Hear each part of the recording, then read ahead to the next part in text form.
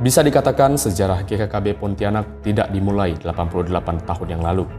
Karena jauh hari sebelumnya, benih Injil telah ditaburkan di kota Pontianak oleh para misionaris yang dengan penuh ketaatan dan kesetiaan berjerih lelah di Kalbar, ladang yang tanahnya keras dan berbatu-batu.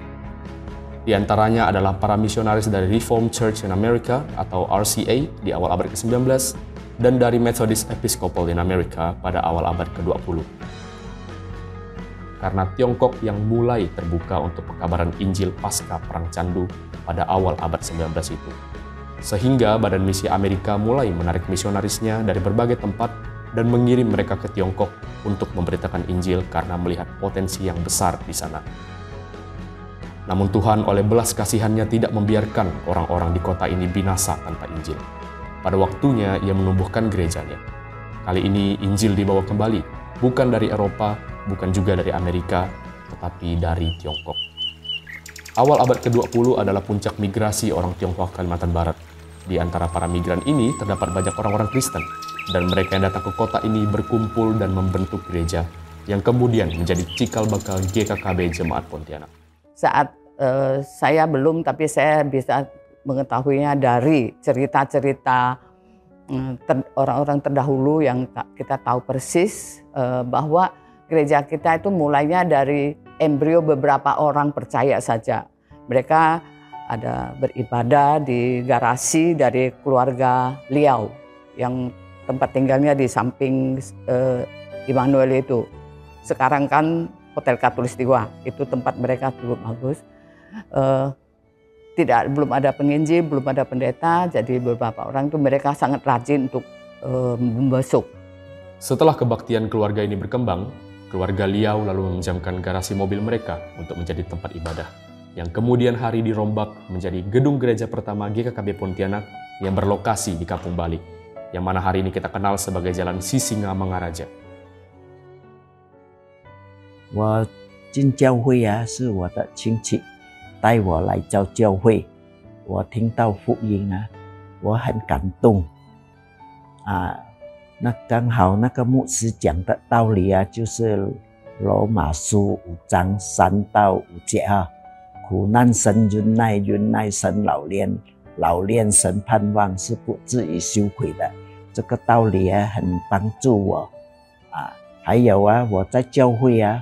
我听了道理啊，我说哇，很丰富，超过我们有1000倍的知识，超过我们的中国文化。所以我每次我自己来的。 Nama pertama yang dipakai GKKB Jemaat Pontianak adalah Kuntian Tionghoa Kitok Kuahue, yang dapat diterjemahkan sebagai Gereja Kristen Tionghoa di Pontianak. Dua penatua yang dikenal baik oleh gereja ini dari awal berdirinya sampai tahun 1970-an, yakni penatua Ho Pawyong dan penatua Lim Se Hui. Kemudian gereja ini mengundang dua hamba Tuhan pertamanya, yakni pendeta Lo Sao An dan pendeta Lo Ence. Keduanya datang dari Tiongkok, tepatnya dari Meisian dan berbahasa Hakka. Lo Sao An dan Lo Ence adalah saudara sepupu. Lo Ence kemudian menjadi hamba Tuhan di Singkawang, sedangkan Lo Sao An di Pontianak. Sampai tahun 1939 mereka bertukar tempat. Lo Ence ke Pontianak dan Lo Sao An pindah ke Singkawang. Memasuki tahun 1941, keadaan politik menjadi tidak menentu dan sangat mencemaskan. Jepang membom kota Pontianak dan gedung gereja di Kampung Bali pun rusak berat. Pendeta Lo Ence beserta keluarganya selamat dari pemboman. Keadaan ini membuat mereka harus mengungsi ke daerah pedalaman dan bertahan di Sekadau sampai perang berakhir. Ini adalah masa yang penuh penderitaan. Banyak orang ditangkap dan dibunuh tentara Jepang. Termasuk di dalamnya juga pendeta Lo Sao An yang saat itu melayani di Singkawang. Gedung gereja rusak, orang-orang Kristen terpencar di mana-mana, dan ibadah pun terhenti. Tetapi gereja Tuhan yang sejati, yaitu orang-orang percaya, tetap hidup. Hanya saja mereka di dalam pengungsian. Sesudah perang berhenti, para penatua gereja mengumpulkan kembali orang-orang percaya dan memperbaiki gedung gereja yang rusak. Mereka juga berhasil membawa pendeta Lo Ence kembali melayani di Pontianak. Dengan demikian, pada tahun 1945, Lo Ence kembali melayani di Pontianak dan jemaat kembali dikuatkan. Namun 1 tahun kemudian, pendeta Lo Ence jatuh sakit dan meninggal dunia. Setelah pendeta Lo Ence meninggal, Gereja mengundang pendeta Simon Chuang. Beberapa tahun kemudian, tepatnya di 1949, di Tiongkok terjadi pergolakan politik, sehingga para misionaris barat di sana mau tidak mau harus keluar dari Tiongkok.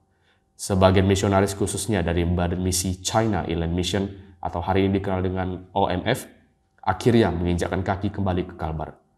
Saat itulah pendeta Simon Chuang menerima mereka dan bekerja sama dengan para misionaris dari China Inland Mission ini. Mereka diantaranya pasangan Frank dan Eunice Harris yang melayani di Singkawang, George dan Ruth Steed melayani di Pontianak. Setelah itu disusul oleh misionaris-misionaris lainnya, antara lain pasangan Don dan Sylvia Holliston tahun 1955, Percy dan Ventress King tahun 1958, George dan Grace Birch tahun 1958, dan lain-lain. 15 tahun pertama pelayanan mereka membuahkan hasil yang luar biasa. Ada begitu banyak anak muda yang kemudian mempersembahkan diri untuk menjadi hamba Tuhan dan yang menjadi para pemimpin gereja di kemudian hari. Datang lagi ya, datanglah kami ada acara ini, acara itu datang. Aduh, suasananya itu sukacita. Anak pemuda bermain habis ibadah, bermain bersama, ada permainan gitu. Senangnya. Satu tahun berikut begitu, tahun depan sudah diajak. Kamu mau baptis enggak? Mau. 68 saya baptis. Lalu ikut di kegiatan-kegiatannya di pemuda itu, ikut kur, ikut ngajar sekolah minggu, belajar semua ngajar sekolah minggu. Bahkan saya ditugaskan untuk menulis mengetik dan menulis itu lagu-lagu, nanti di print, dicetak apa gitulah. Seperti itu. Senangnya setiap hari Minggu, kalau dekat Minggu ya Sabtu latihan kur pemuda. Besok pagi-pagi ngajar sekolah Minggu. Habis ngajar sekolah Minggu enggak pulang nih. Disiapkan konsumsi, ada yang masak kue tiaw, kita makan, langsung ibadah. Ibadah itu kur pemuda. Pulang, setelah itu mandi, jam 2 besuk, ada ke sana ke sini besuk. Habis besuk buru-buru pulang mandi, ganti baju ke gereja, kebaktian pemuda di malam. Jadi sampai orang rumah bilang, kamu tinggal aja deh gereja.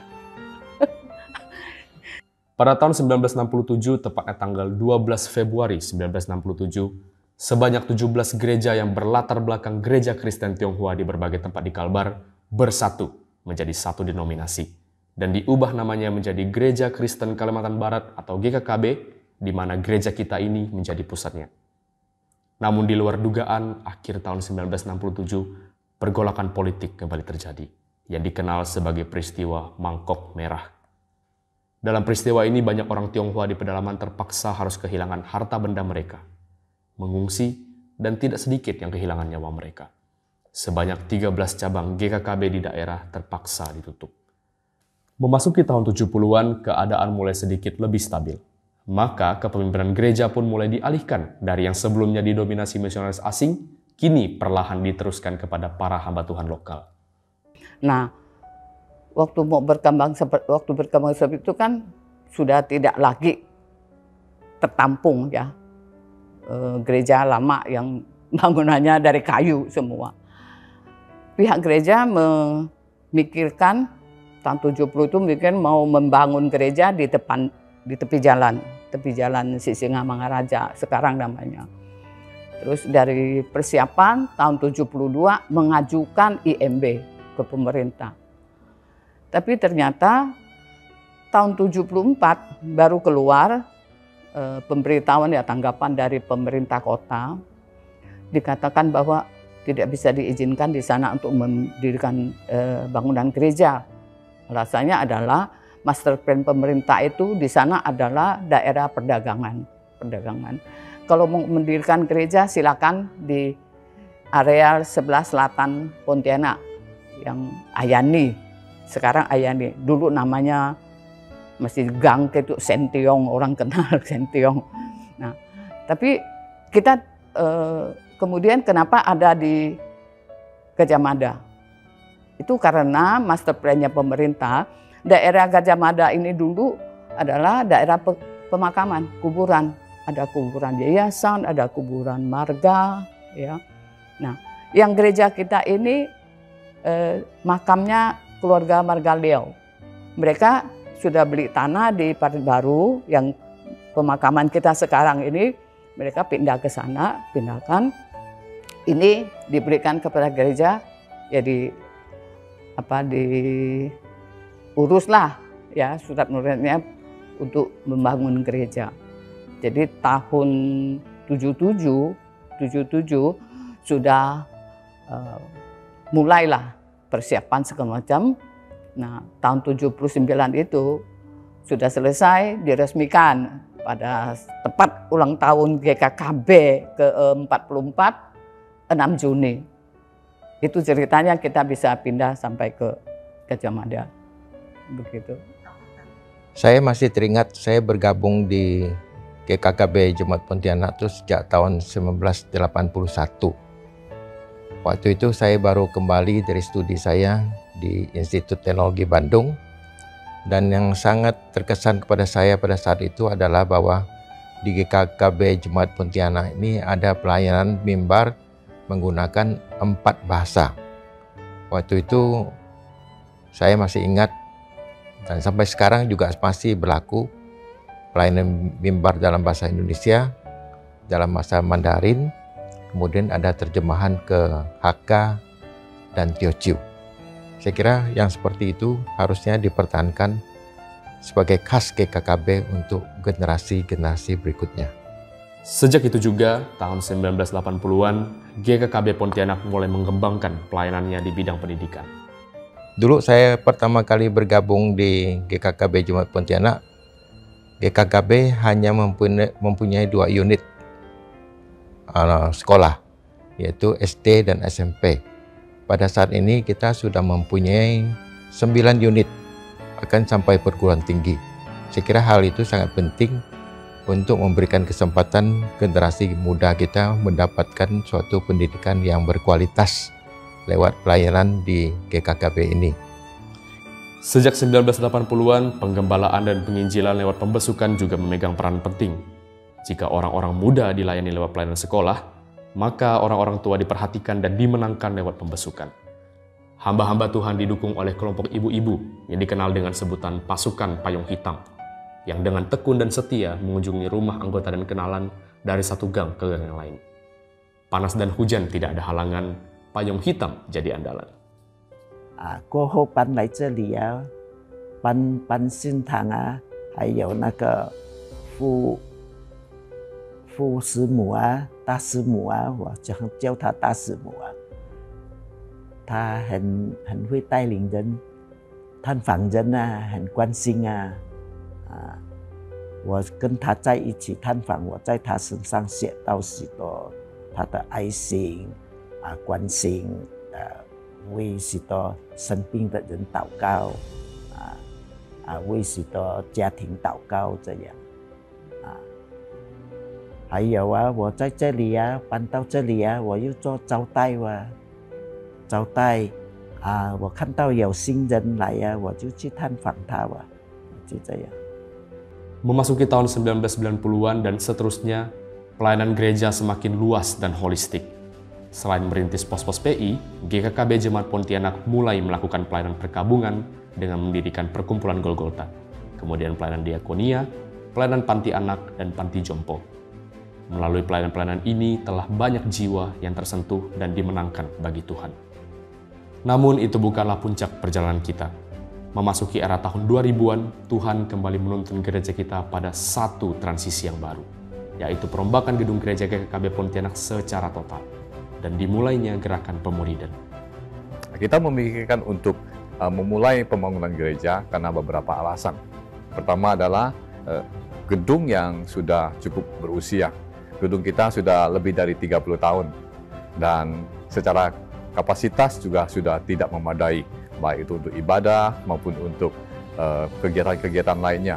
Apalagi kalau ada event-event khusus seperti KKR ataupun perayaan Natal, itu sudah sangat tidak memadai untuk kita pakai.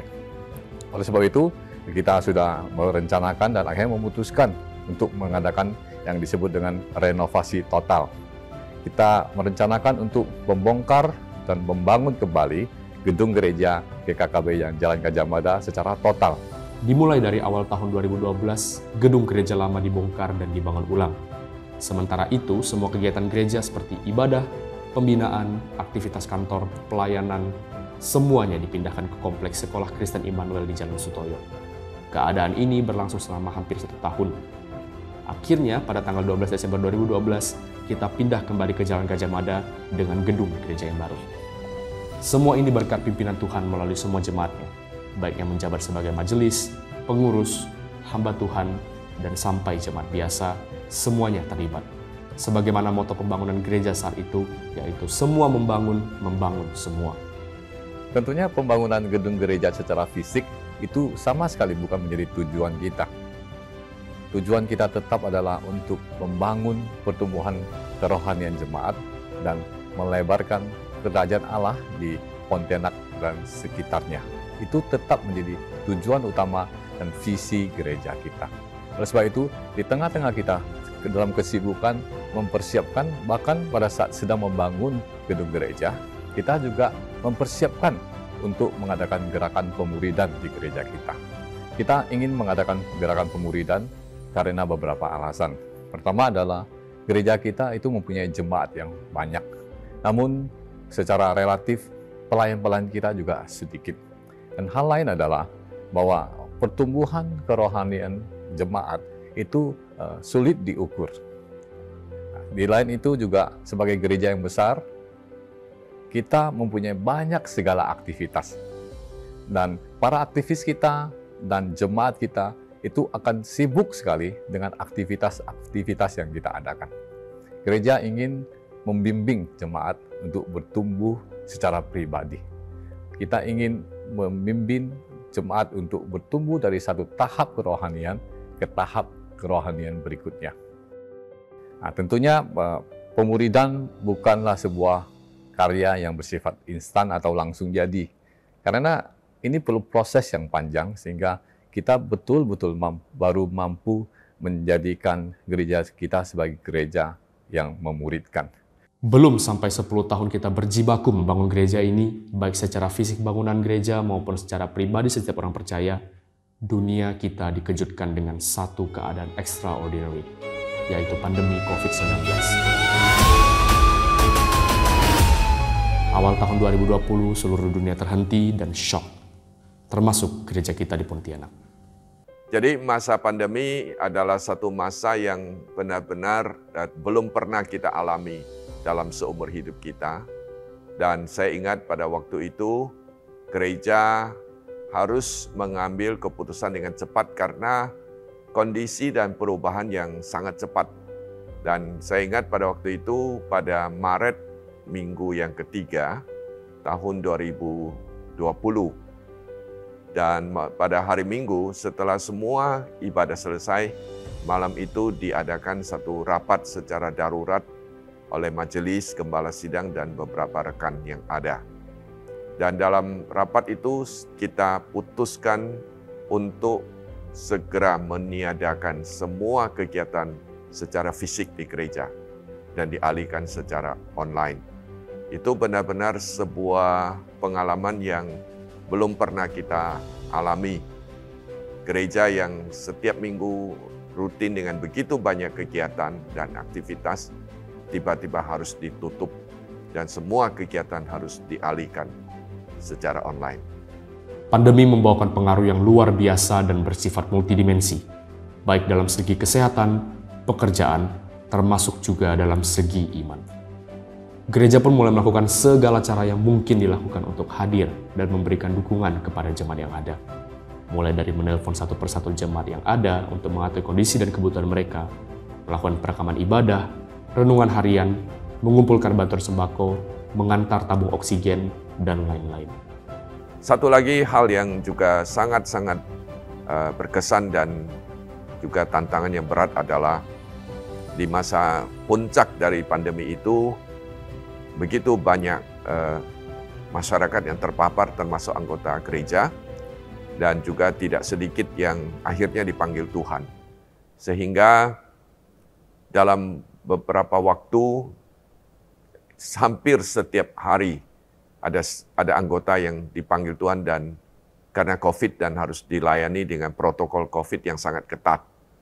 Dan dalam keadaan seperti itu, tidak sedikit ya mereka yang dipanggil Tuhan, mereka segera dimakamkan dengan protokol COVID, sehingga pihak keluarga pun tidak punya kesempatan lagi untuk melihat atau bertemu dengan orang yang mereka kasihi. Dan itu adalah masa yang sangat berat untuk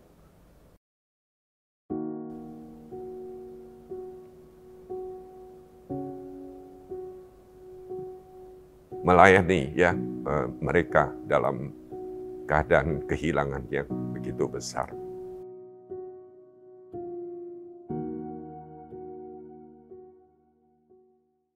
Dan tentunya pandemi ini menjadi satu pengalaman yang berharga sehingga kita bertumbuh semakin dewasa di dalam Tuhan lewat tantangan dan kesulitan yang ada untuk lebih sungguh-sungguh mengasihi Tuhan, menghargai keluarga kita, orang-orang yang ada di sekitar kita, dan juga menghargai hidup yang Tuhan berikan kepada kita.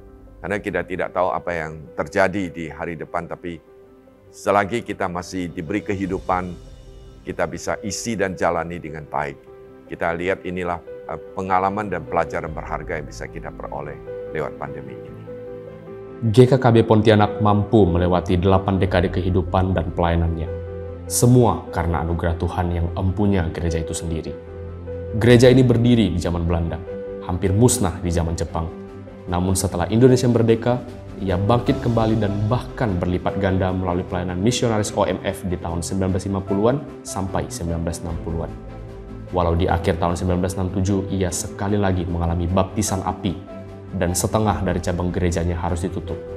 Namun ia bertahan dan bahkan dimurnikan untuk berkembang kembali. Merefleksikan semua lika-liku perjalanan iman gereja ini, kita hanya dapat bersyukur untuk anugerahnya bagi gerejanya.